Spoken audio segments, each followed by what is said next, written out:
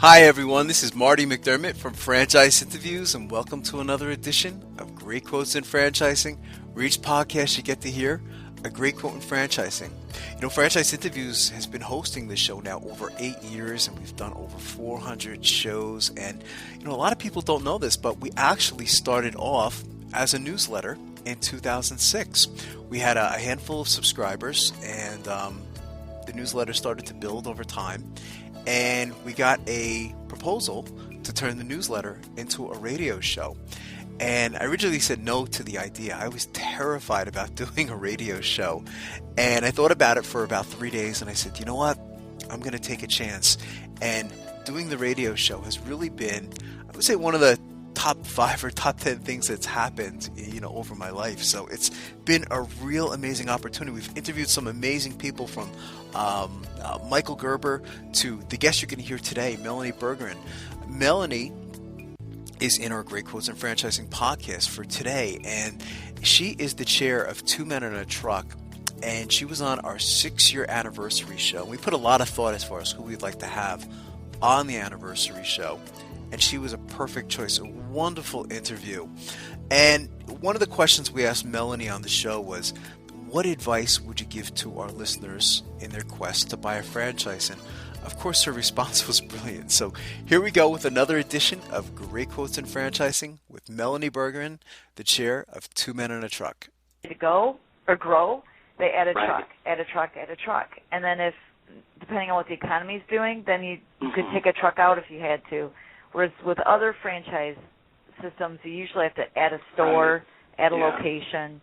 That's true. So it's just another beautiful thing. I'm using every second of your time I can to encourage people to think about this business as an opportunity. It's an amazing opportunity. And, you know, I guess I could officially call you an expert. I know that I believe you are a certified franchise expert.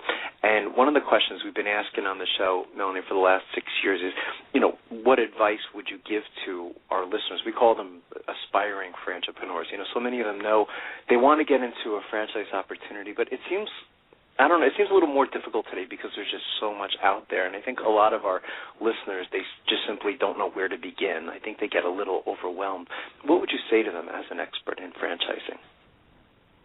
I would look at the concept and think about who the audience is that you'll be working with. Right. Because no matter what product or service it is, it's not really the product or service, it's who you're delivering to. And, you know, is this an audience that you could be comfortable with? I guess that would be the first thing I would look at. Second, are there unit economics? Third, is this a fad? Is it going to be around 10 years from now? Fourth, how expensive is it to get involved? Are you going to be able to get a loan for it? You know, 5, is it going to be difficult to learn this product or service, or will it be pretty easy to learn and teachable to others? Also look for state regulations. Is there a location available in your city or state? Are there special regulations toward that product or service? Because a lot of products and services are regulated, and I'll tell you, moving is. But the biggest thing your listeners can do is call as many, once they receive the permission, call as many of the franchisees in that system that they can. And a couple red flags, if you get the FDD from a company and there is not an item number 19, and that shows just shows average numbers that franchisees make, that's a red flag, and find out why they don't have that in their FDD. Secondly, when the prospect does receive permission to call franchisees and they give you a very short list, that's a red flag. And it'd be nice. Two Men in a Truck, we give all of our franchisees, even people that have left the system, because we want that prospect to call as many people as possible. And if they say, I would never do this, you know, I made a big mistake, then the prospect should ask, well, you sound disappointed, would you do it all over again? And if they say never, then it might be good for the prospect to say, then would you be willing to sell your location? The truth will bubble up in that answer.